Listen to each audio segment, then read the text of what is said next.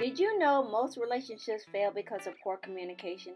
Well, today we're sharing ways to help you build up your communication muscles on today's episode of Coffee with Tea.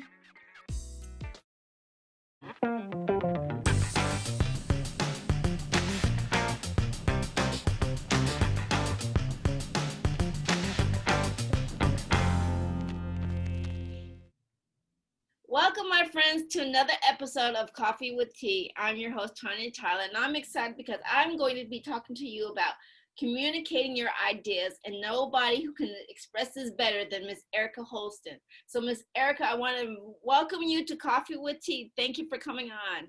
Thank you so much for having me, T. Oh, thank you.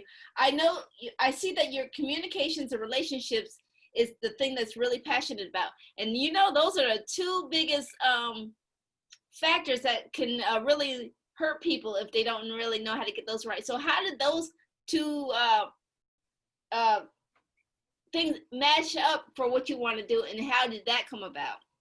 Yeah, so that came about just having a natural love for people. And I've always just been someone who's been easily to talk with.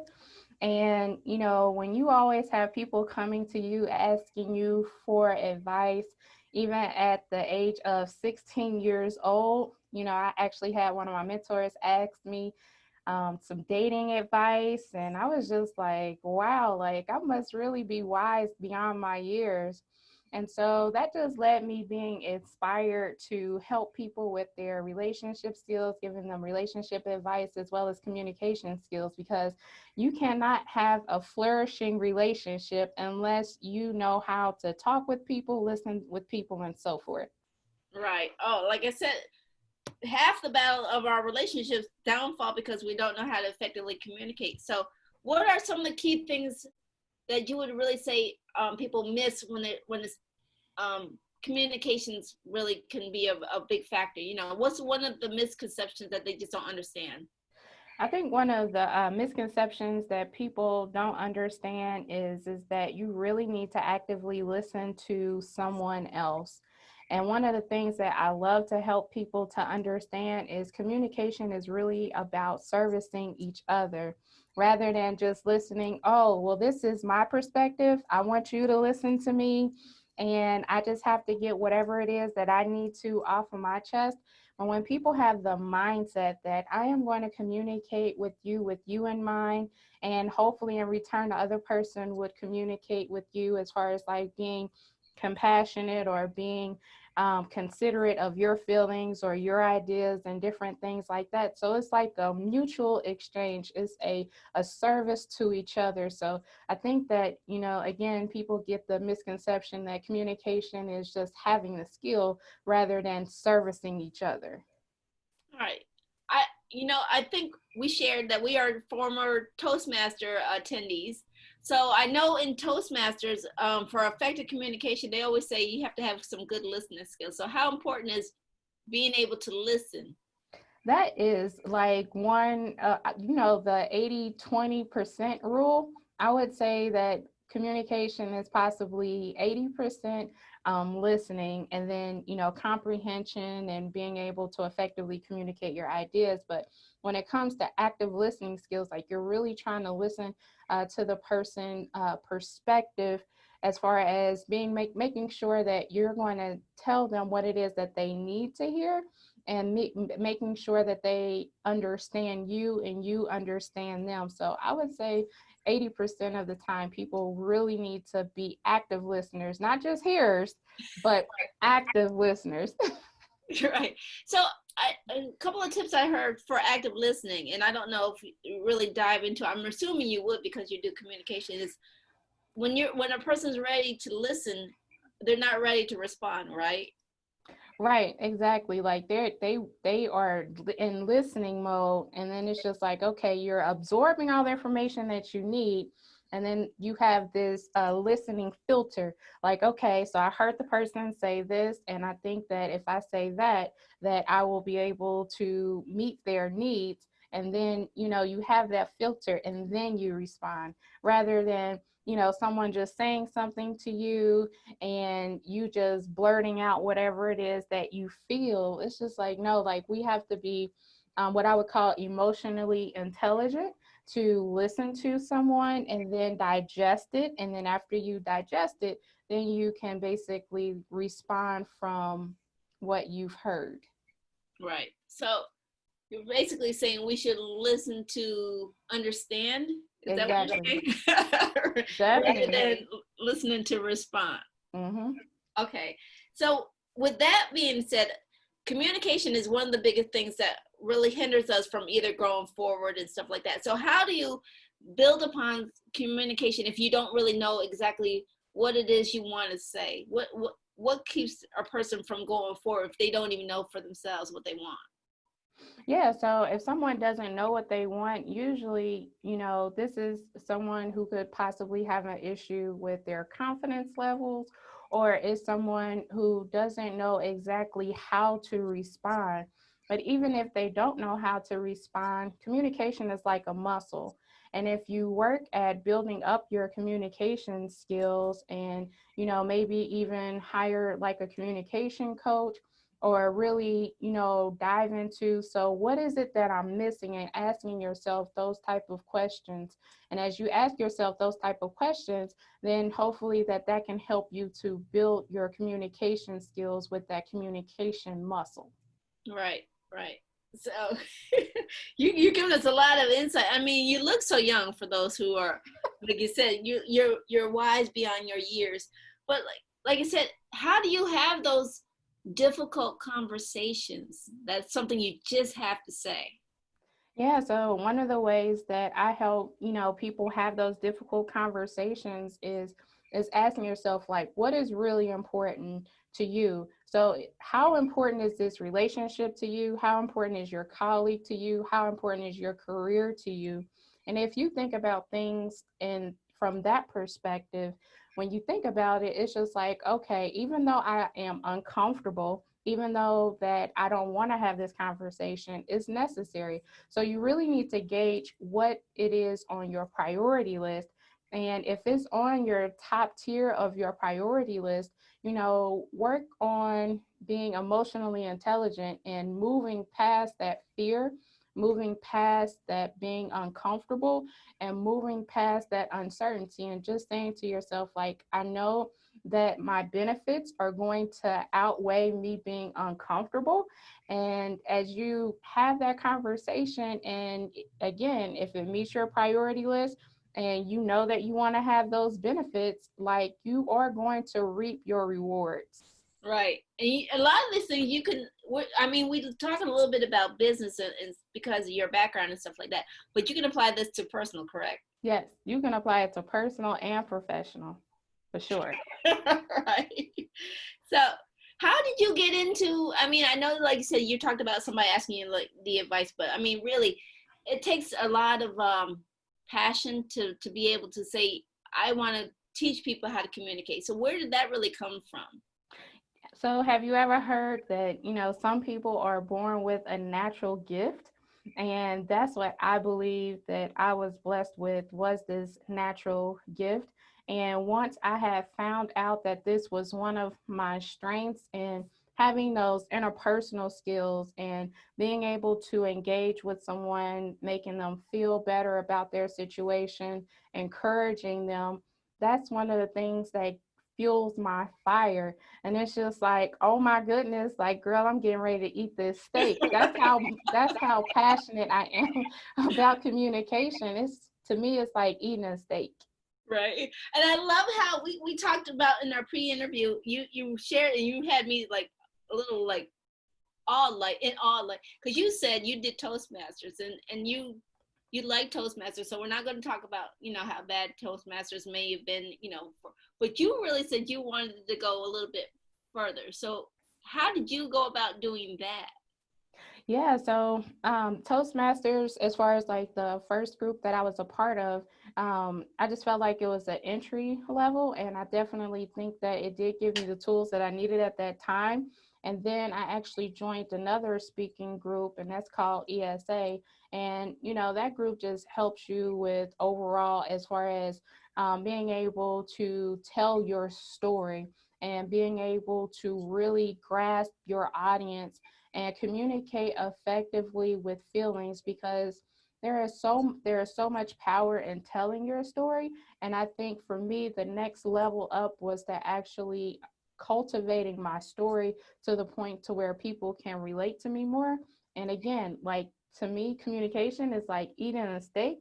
And so when I have that gut feeling that this is a good thing, I don't ignore it. I just run with it. And when I run with it, like, it just really feeds me, and it really helps me to become a better professional, a better coach, and it helps me to deliver, I guess, having a client tell and a relationship with my clients to the point to where they're just like, wow, like, we always have a wow factor in our session. So I'm just pretty excited about, communication, helping people tell their stories, me tell my story, and just leveling up in all aspects of communication in your life, and even business, or even your professional career.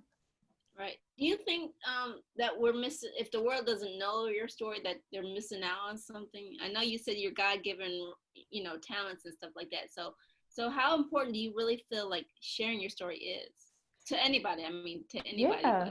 Like, telling your story, for me, for you, anybody, like, that really encourages people. And I think that we are in a time right now where people are looking and people are hungry to hear each other's stories. People want to be inspired, people want that transformation in their life. And telling your story is so important because other people need you. I know for me, when I share my story, people always tell me, like, wow, like, that really inspired me, and I actually want to do X. And it's just like, if I didn't tell my story, if I wasn't a person who was selfless, that I could have been holding the key to someone's future. And so if we are able to tell our story, maybe we can help people unlock some things in their life. And that's what it's all about. Right. Well, I don't know exactly like the whole workings of how we networked or how we got connected, but I think we're mutual. We're in the same group together, right? Mm-hmm. And a mutual friend of us must have heard your story. I'm assuming because he connected me to you or connected us together. So, were you already sharing your story, or how did that come about? Yeah, so I actually connected with Apton through LinkedIn, Shout and out to Abden again. Shout out to yeah, Abden. yeah, yeah. Actually, reached. Well, he reached out to me through Facebook, and he was just saying, like, it's just so amazing just to connect with you. I love what it is that you're doing. People so need the services that you provide. And I just told him how I got started, as far as like being a person who is young, being wise beyond my years, being passionate about communication, and still not losing that fire, and then just building upon it. And so when he heard my story, he was just like, wow, that is amazing. Again, shout out to Abden because he's connected me to a couple of people. So I want to really know, like, it was on the tip of my tongue. Bear with me for a moment. That's okay. What's like if somebody wanted to work on, building their emotional intelligence? You mentioned it up earlier. What's a couple of like key things that would help them work on that? Yeah, so I don't know if you remember, like, early part of our conversation, I had mentioned having a like communication filter, and that's part of the emotional intelligence filter. And so a lot of times, us as human beings, we can have self-doubt, we can, be disappointed with ourselves, or we can have fear. And so when we want to clearly communicate our ideas, because of those emotions, sometimes we just hold on to those things. But if we know that, we have to live a life full of courage, that we have to live a life, from a compassionate standpoint or kindness perspective, that if we work through those feelings and to say, you know what, like, someone else needs to hear my idea, whether if it's on a professional level, and moving yourself beside yourself, that if you are able to communicate your idea to them, that you can have the best idea out of your whole group. And so the importance of this is to have that filter and to not allow your feelings to control you. So that's my number one tip, is to not allow your feelings to control you, but to actually ask yourself again, what is your priorities, and how is it that your message or your story can actually benefit someone else? Because if we just like lock ourselves up into fear, or we just lock ourselves up into disappointment, if we're not willing to move beyond that feeling and to say, you know what, I am bold, I am courageous, I am kind, and I can actually share my message, or I can clearly communicate my ideas to someone else. Right. Do you live with a mantra by any chance? I just figured I'd ask. No. I liked what you shared about, getting out your comfort zone. So, Miss Erica, what's the one thing you really want to achieve this year? What's your number one goal for yourself? So my number one goal is to actually help impact as many professionals and people as possible, and for people to have the tools for them to move forward, whether professionally or personally. I believe in living a life full of servitude and being that person who is that go-to person. And so I just want to help people to know that it's okay to feel the way that you feel, but don't remain where you are. And so if I'm able to impact people with that, let's say for the next year, I want to impact 150 people by December 2020. Like, I feel that I would be able to meet my goal. But see, what the most important factor here is that if I'm able to reach 150 people, that I could actually help them to have the domino effect. So, for example, if you have the communication skills, if you have the relationship tools, that you will be equipped, and then you can help equip someone else. So even though I impacted like 150 people, I can actually impact other people's families or other people professionally. And so essentially I would go from like 150 people to 300 people, but it's all about the domino effect. And that's what I'm all about, is helping people to be equipped, to be empowered, and to move forward with their life. So in return, they can help someone else. That's powerful. I like that. So, what's the one thing you want to leave the audience with?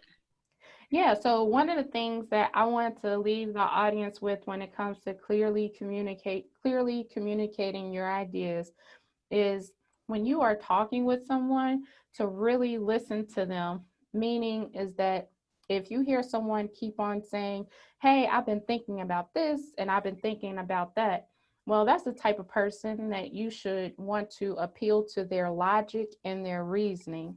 Secondly, if someone constantly talks to you about the knowledge that they have, many times they're coming from a perspective of life experiences. And so maybe you will want to clearly communicate your message by telling your story or reminding them of one of their stories. And then lastly, if someone keeps telling you, well, I feel like this, I feel like that, well, that's someone that you would possibly want to talk to them from a feeling or an emotional, intelligent perspective.